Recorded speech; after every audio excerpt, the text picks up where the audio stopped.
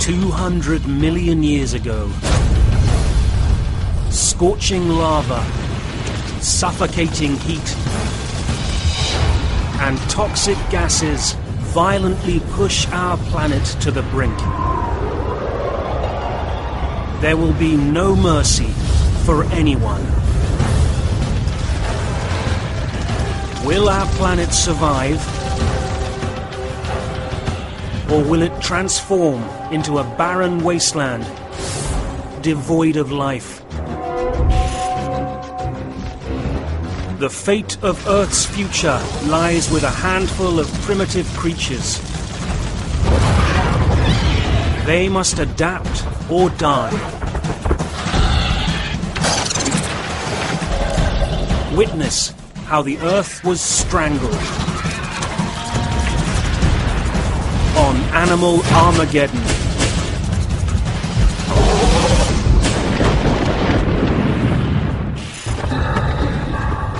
Death is one of the things that nature wills. Marcus Aurelius Antoninus, 1st century AD.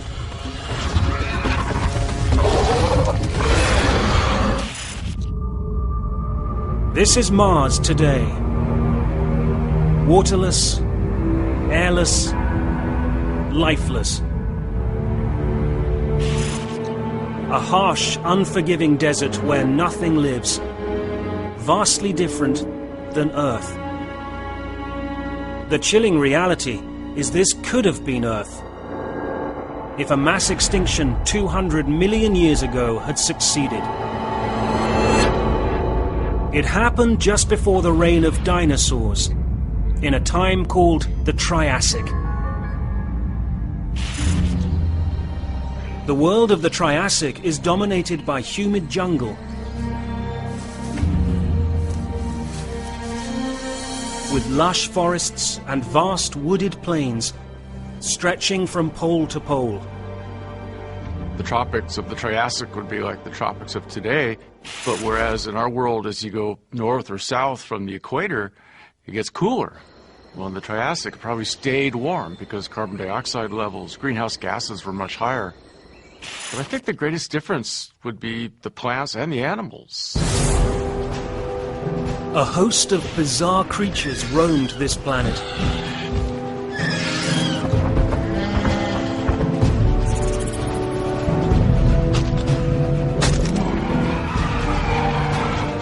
Flying reptiles, giant armor-plated herbivores, and cunning predators lurking in the shadows. But most important to humans, our own tiny ancestors, the first true mammals. All of these animals inhabit a vast supercontinent called Pangaea, the place land dwellers have called home for tens of millions of years. The Triassic would have to have been one of the coolest crossroads of time to ever visit, I think. It really is this strange, peculiar intersection between what came before and what has become after. Planet Earth is still in recovery after the mother of all mass extinctions left it for dead.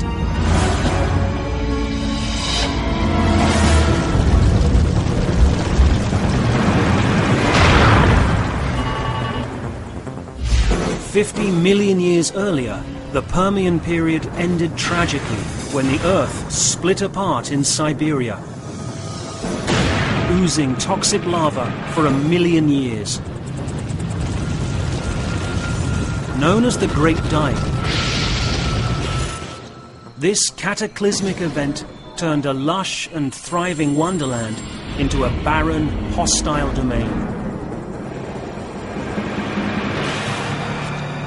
More than 90% of all species were lost forever. But a few animals made it through, and from this meager handful of survivors, life has slowly but surely clawed its way back from the brink. After 50 million years, ecosystems have returned to something approaching normal. But beneath their feet, the forces that brought Pangaea together millions of years in the past are now splitting it apart. The Earth's crust floats on a layer of molten rock called the mantle. The flow of rock in the mantle moves the continents over time. As these forces tear Pangaea apart, an extraordinary amount of lava will be expelled from the bowels of the Earth. The gears of mass extinction are in motion. Disaster is about to strike. In what is now the Appalachian Mountains of eastern North America, a deep rumble shakes the landscape.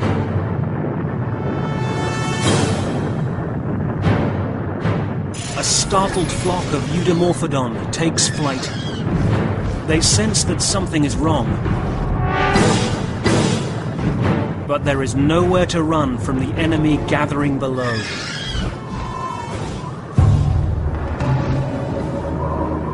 These bird-like creatures are among the first flying reptiles, or pterosaurs. Pterosaurs were the first vertebrates to actually evolve powered flight. Going not just from high up in the trees to down on the ground, but actually the reverse, being able to go from the ground up. An elongated fourth finger forms the leading edge of their thin wings. To us, it might resemble a bat, but it flies as gracefully as a bird. Was somewhere about the size of a seagull. And it could probably glide and flap its wings and would benefit from having those rather long wings that a seagull has, meaning that it can take advantage of air currents to maintain it aloft. It doesn't have to flap furiously all the time like a hummingbird. And like a seagull, the Eudimorphodon use their gliding ability to patrol the waterways for food. They dine almost exclusively on fish. As the Eudimorphodon soar, another rumble. The Triassic world's grim fate is knocking at the door. Basking in the sun below, a group of Rutiodons take little notice that the end of the world is coming. 12 feet long, armored from head to tail, and equipped with large cone-shaped fangs, these Rutiodons are the top predators in the lakes and ponds of Pangaea. Rutiodon resembles a crocodile. Though they are not related to each other, scientists believe it occupied a similar niche in the ecosystem. An ambush predator that never strayed far from the water. I think most of the time Rutiodon was eating fish, just based on the shape of the skull. But given the opportunity, something's not paying attention when it comes down to drink some water at the riverside, Rutiodon would probably be able to swipe at them and take them into the water and drown them, probably.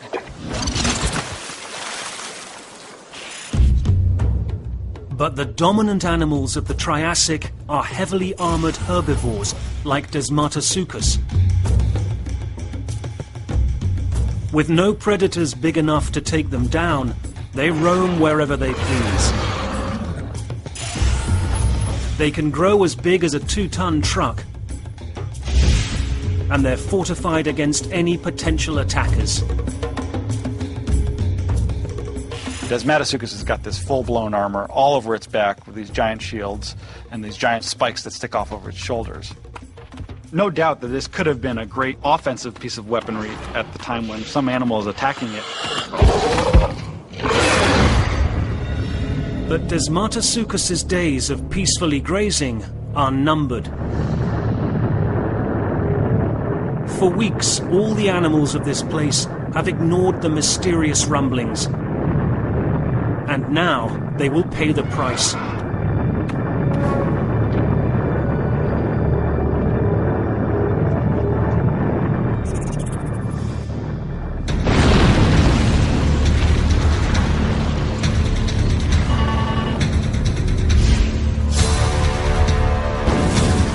Towering plumes of searing vapor stream into the sky.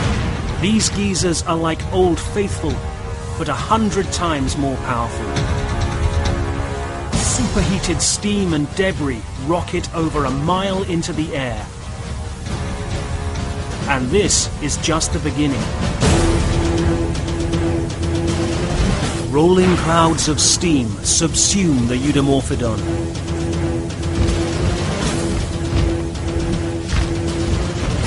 The Desmatasuchus lead the way to higher ground.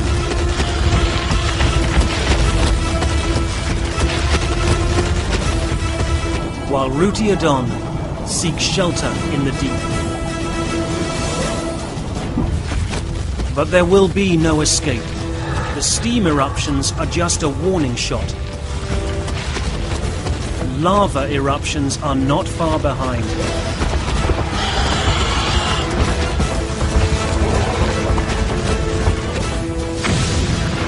Pangaea is coming apart at the seams.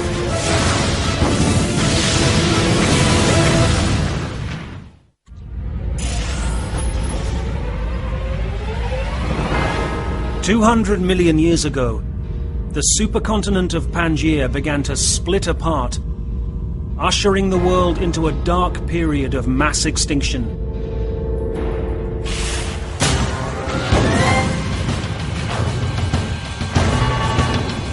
In what is now the eastern United States, huge eruptions of scalding hot steam have kicked off one of the largest volcanic events in Earth history, brought on by the breakup of this landmass.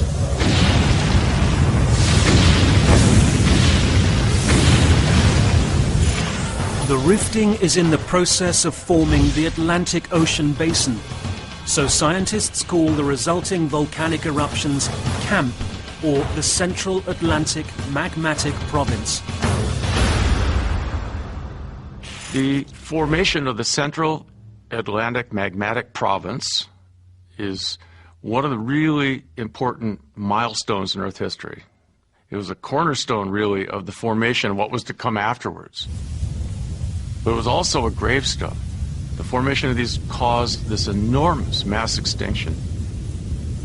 CAMP is the largest igneous province known in the solar system, and CAMP itself covered 4 different continents. It spanned 11 million square kilometers, which is larger than the entirety of the United States. Weeks pass, and the steam eruptions in North America continue. One mother does her best to shield her young from the approach of Armageddon. This is Megazostrodon, our closest ancestor of this time. Its long jaws and rows of tiny sharp teeth suggest a reptilian origin, but it is covered in hair, not scales. Megazostrodon is the first true mammal. The future of the entire class of animals rests with it. Megazostrodon was quite a small creature. You've got to think of something like a weasel, I guess, quite long and thin. You might hardly have noticed it, like weasels today. It's quite secretive. And it's a pretty important survivor for us because it's the animal that is related to modern mammals. Probably, like most small animals of that size, is a burrowing animal. Megazostrodon is well protected in its burrow, but those on the surface are not so lucky. The ground rumbles. Then, with an ear-splitting boom, the camp eruptions begin in earnest.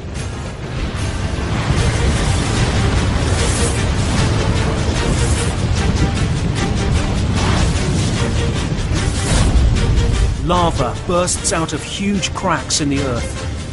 Fountains of magma explode into the air. It's far more destructive than a typical volcano that explodes from a single mountaintop. These cracks can be dozens of miles long.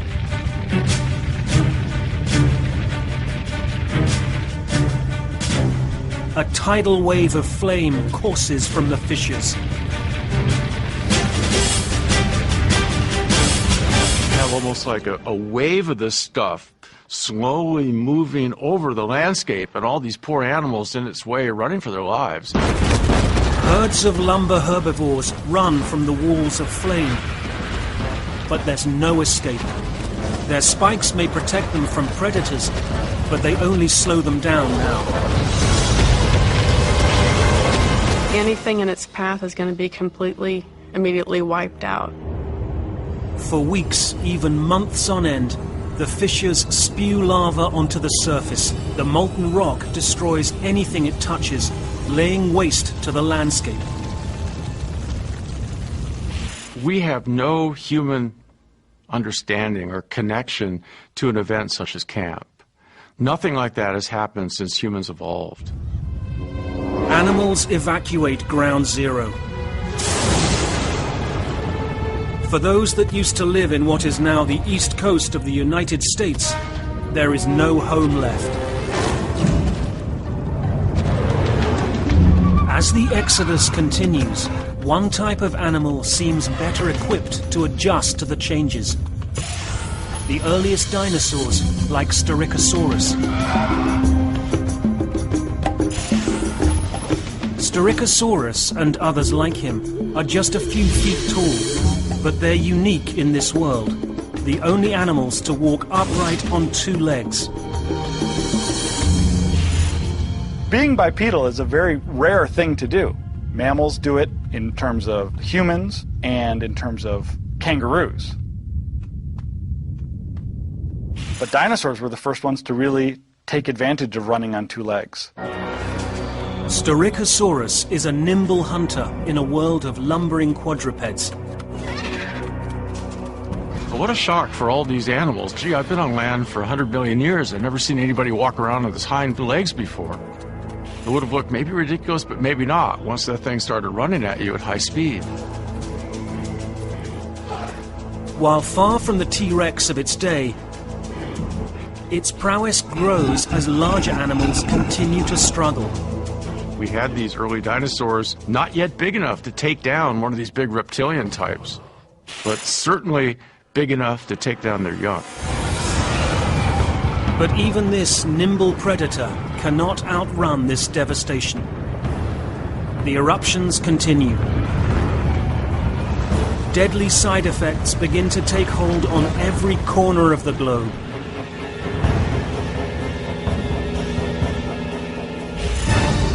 The Earth has been set on an ominous path.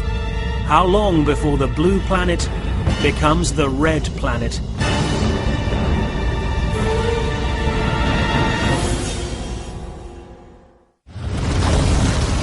For decades, horrific volcanic eruptions have spewed vast amounts of lava onto Earth's surface. The massive eruptions have a toxic effect on Earth's atmosphere.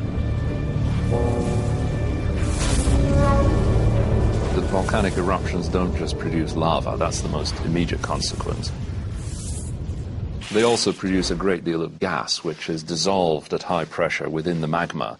As that comes towards the surface, the pressure reduces and this explodes out of the lava into the atmosphere.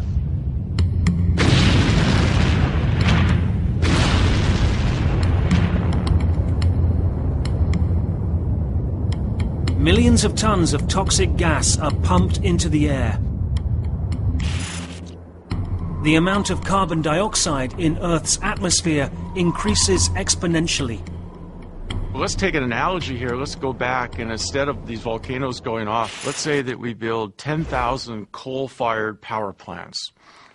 Line them all up, tons of coal coming in, plant after power plant after power plant after power plant, all with their chimneys streaming up gas into the atmosphere.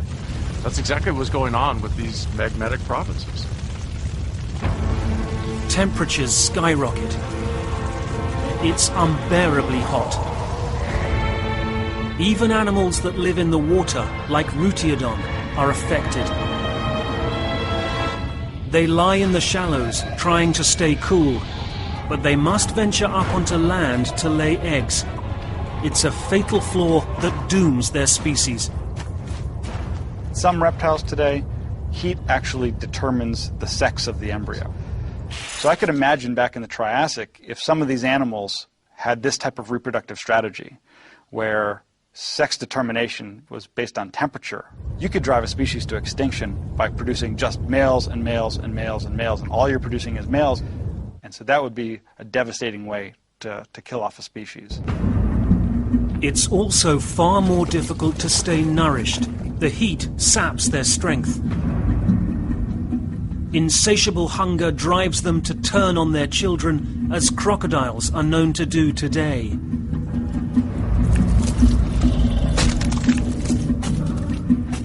Cannibalism might well seal the fate of this species.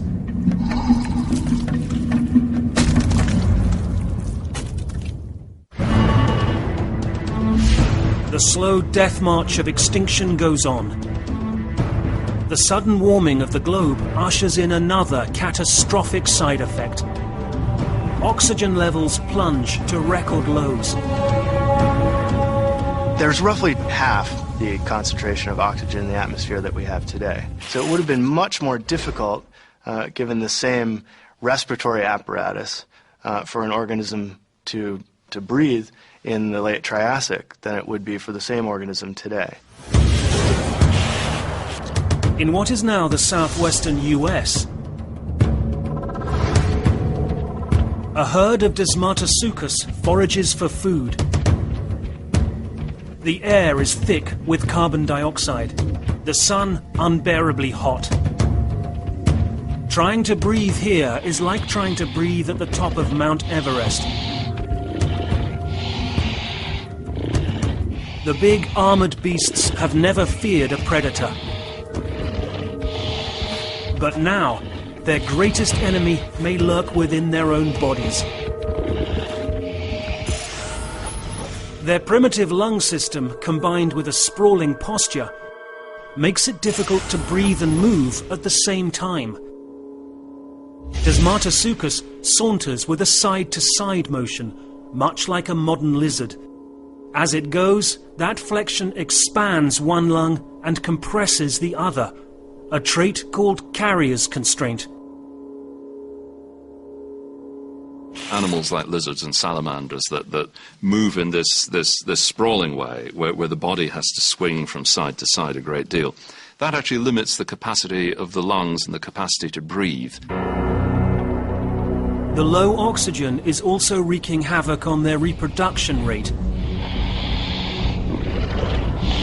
Conditions thrust the developing embryos into a lethal catch-22. Now, if we go back to the Triassic, and oxygen levels are equivalent to being at 14,000 feet, your reproductive system is going to be vastly challenged. An egg has to have oxygen coming in through it, enough so that the embryo can develop. At the same time, an egg also has to hold water in. And so this is really opposite aspects. You have to have a lot of holes in your egg to let the oxygen come in, and the lower the atmospheric oxygen, the more holes you need. But on the other turn, the more holes you have, the more water can evaporate out, causing death as well. With each passing year, fewer Desmatasuchus are hatching. And those that do are not growing as large as previous generations.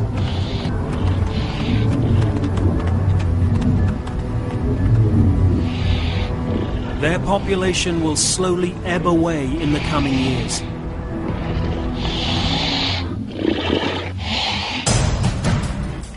Styracosaurus is quick to take advantage of the weakened Desmatasuchus. For Styracosaurus, walking upright eliminates the problem of carrier's constraint that plagues Desmatasuchus.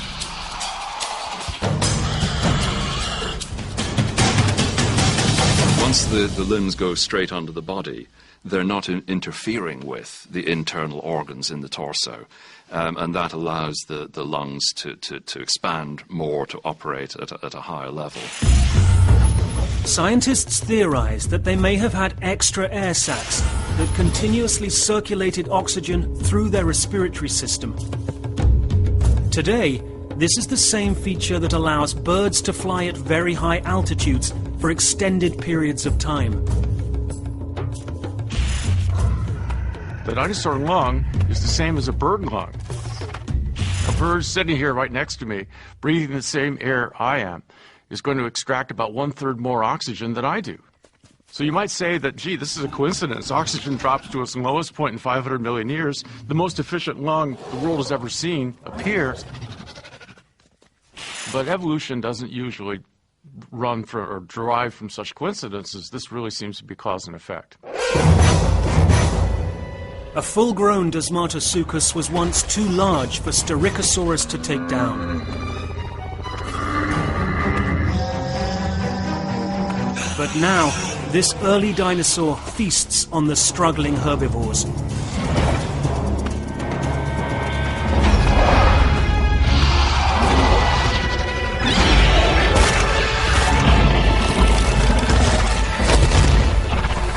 It would have been really unfair, really. You've got this creature which can run rings around you, whereas if you're the prey, you're trying to run away from this thing and you're gasping for breath.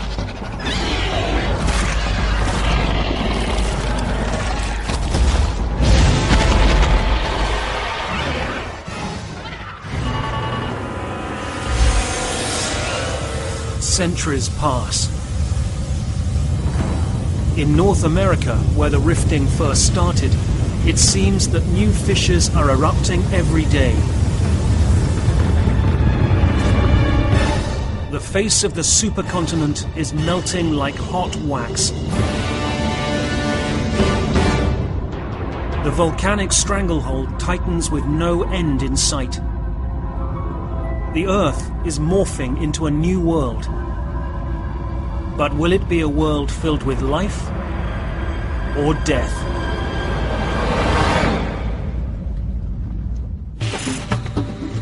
Heard the heavens fill with shouting, and there rained a ghastly dew. Alfred Lord Tennyson, 1842.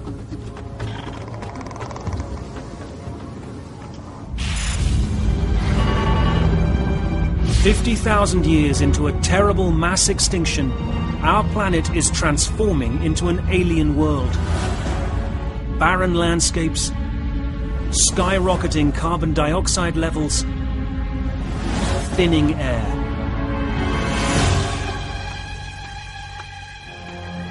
The daytime sky is tinted red. It's a scene expected on Mars, not on planet Earth.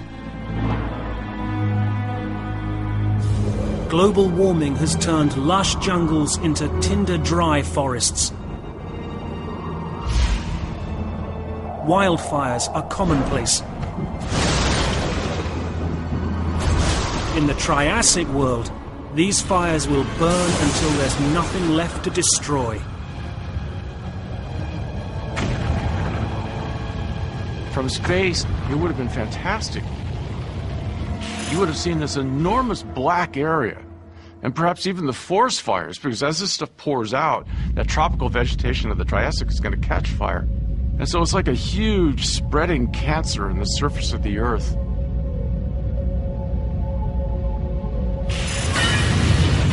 The fires add more pollutants to the air, only intensifying the disaster.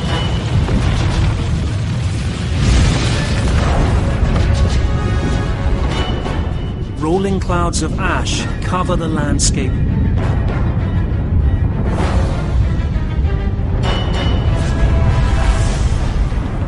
Burying thousands of hapless victims.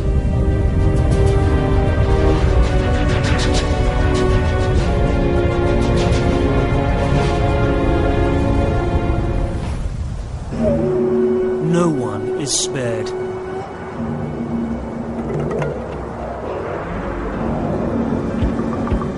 Rutiodon seeks shelter from the storm, but their homes offer no protection. The water in Pangaea's lakes and streams turns to a cement-like paste. For the Rutiodons, the results are dreadful.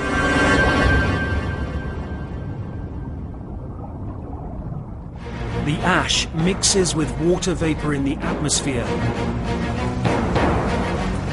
resulting in acid rain.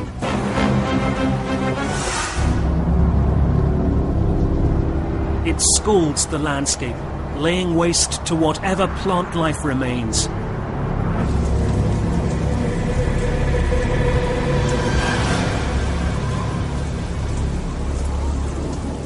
We know from modern examples of acid rain that this quickly kills trees and other larger plants. And if it stops, then they will recover. But if this acid rain continues, and this may have been the case at the end of the Triassic, their root systems wither away and the soil is released.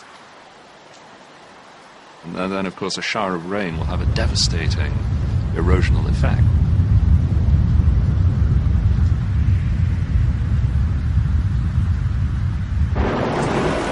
Now the disaster reaches into the oceans. All that carbon dioxide, a lot of it gets pulled into the ocean and dissolved. But as it does so, it causes the oceans to get more and more acidic. Microscopic plankton, the base of the marine food chain, dies in the hot acidic waters. As a result, fish populations around the world are decimated. And as the fish go, all the creatures that rely on them for sustenance go too. All over the world, flocks of Eudimorphodon search in vain for fish that have simply disappeared. Pangaea's teeming rivers and pristine lakes are now stagnant.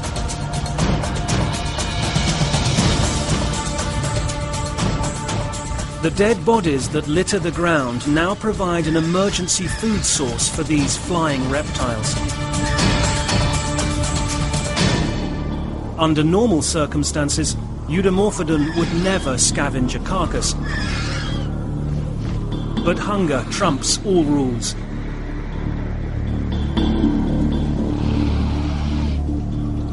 It will hold them over for now.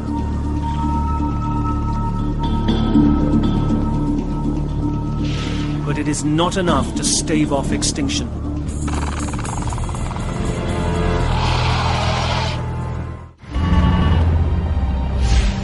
"70,000 years after the disaster began, starvation is now the norm for the animal kingdom. The world is barely recognizable.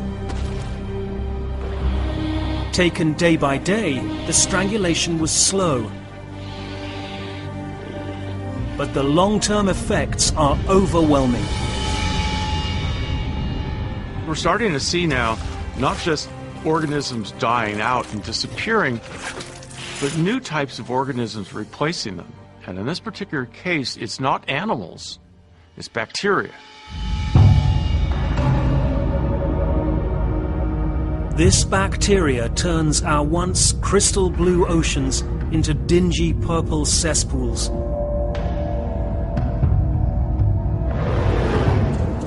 The sky grows jaundiced. The whole world smells of rotten eggs. In what is now South Africa, one creature clings to life amid the suffering. Our ancestor, Megazostrodon. Megazostrodon's instincts have served her well. Once again, her burrow protects her from the clouds of putrid gas. Like the early dinosaurs, Megazostrodon also has a more advanced lung design, but of a different sort than Styracosaurus.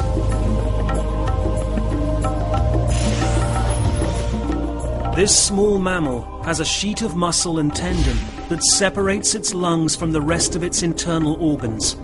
A diaphragm. This, combined with its small size, helps it breathe in the increasingly toxic atmosphere. Body size is one thing that paleontologists love to look at.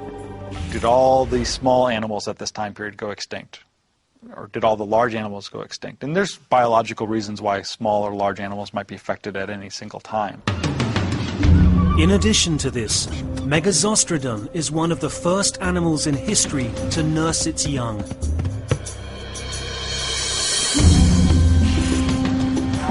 Mammary glands evolved from sweat glands. It's a key advantage. A female Megazostrodon uses her own body to keep her children fed, while the rest of the animal kingdom must forage. But will this be enough to save her species?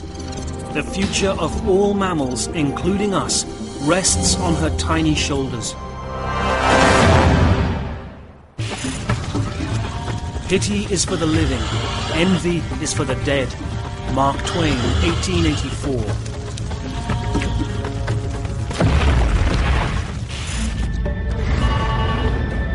"250,000 years into a volcanic catastrophe, the Earth is unrecognizable. From space, the fissures can be seen stretching for thousands of miles, from modern-day Boston to Rio de Janeiro. The giant wounds are still bleeding liquid rock. The volume that is believed to have extruded is incredibly large. Estimates put it on the order of 2 million square kilometers of magma being outpouring across all of these basins. That's more than half the size of all the world's oceans today.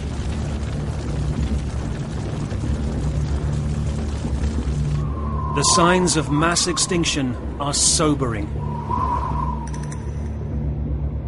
Floodplains that once hosted thriving communities of animals are devoid of life.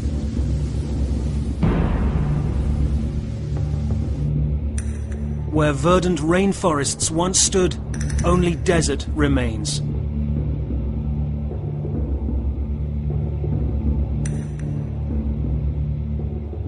It's as if this very vegetated, wonderful world somehow gets perturbed to the point that we now have this desertification taking place over enormous areas of some continents.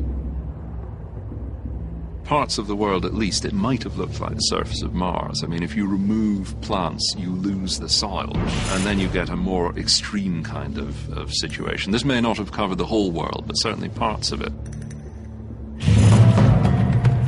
In those few regions where life still exists, dinosaurs like Styracosaurus are rising to prominence. In addition to its advanced lungs, Styracosaurus staves off extinction by brooding its nest. Mothers lay their eggs partially exposed. Then they use their bodies for warmth or shade as necessary. This body contact allows a mother to fine-tune the temperature of her eggs, fostering a close, if not maternal, relationship with her young. And in the process, her species is rewarded with stronger, hardier offspring. So while everything else is dying, it's as if we start getting more and more dinosaurs and bigger dinosaurs. Equipped with these remarkable innovations, Styracosaurus is positioned to survive this catastrophe.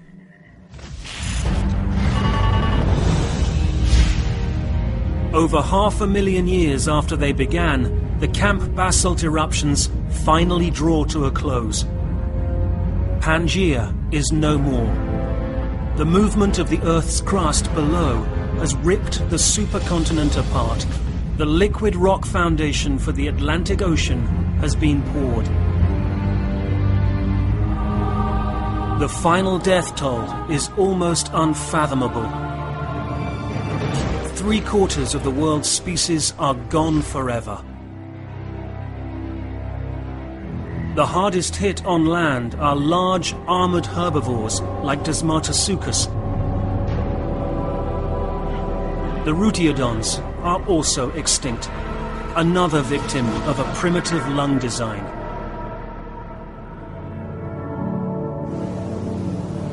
But as gruesome as it is on land, the oceans are far worse off. Vast coral reefs that characterize the warm tropical Triassic Sea are almost completely gone. This is one of the big five, we say, one of the five biggest mass extinctions in the history of the planet. It was a major crossroads in evolution. The Earth has been purged. But some creatures will not be vanquished. The future depends on them.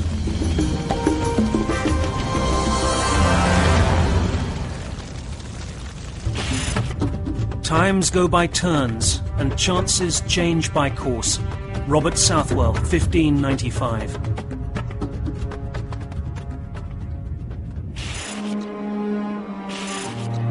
The Triassic mass extinction is finally over. After 600,000 years, the planet is nearly lifeless.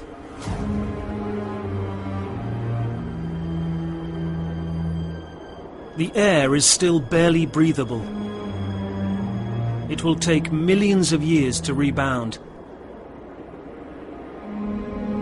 At the same time, carbon dioxide levels are at their highest point in history, 10 times the level that exists today. Well, at the end of the Triassic, there was way more CO2 than we have on our planet today. And heaven help us if we ever get to Triassic levels, because we can see what that high CO2 did in the past. But incredibly, this isn't the end.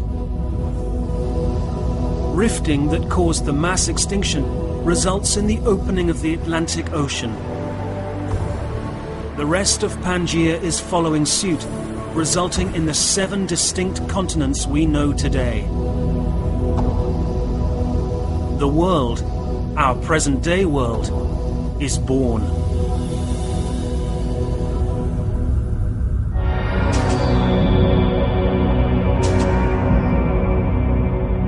Some scientists theorize that this is part of a larger cycle of breakup and reattachment.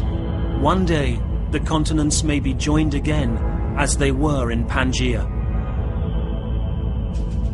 Why continents come together and why they pull apart is still a great mystery. We do know that the continents undergo something that has been called a Wilson supercycle, that every 200 million years or so, all the continents come together. It's kind of like bumper cars all arriving in the very middle of the place, smash together, sit together for some time, and then tear apart.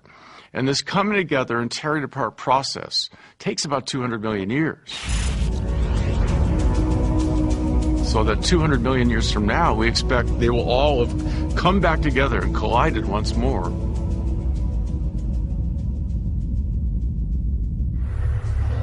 In this brave new world, the first glimmers of hope begin to rise from the ashes.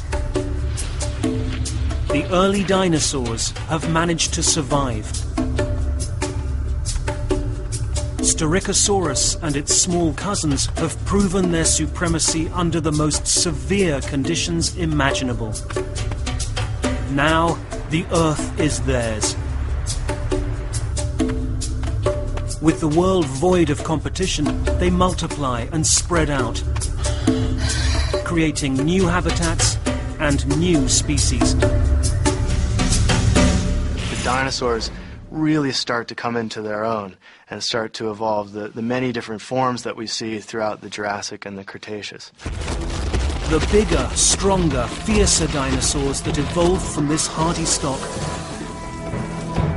will rule the animal kingdom for the next 150 million years. There's no looking back. It's now the age of dinosaurs completely. The Triassic is this big crossroads. It was anybody's game, and yet now we have this big change in the world. We have lots of heating, lowered oxygen, and it's a perfect dinosaur world. Beneath the feet of these giant lizards are the ancestors of modern mammals, the direct descendants of Megazostrodon. If Megazostrodon hadn't made it through, we wouldn't be here today. Resilient and well protected in its underground lair, Megazostrodon has made it through where so many others have died. Living quietly, Megazostrodon will thrive in the shadows.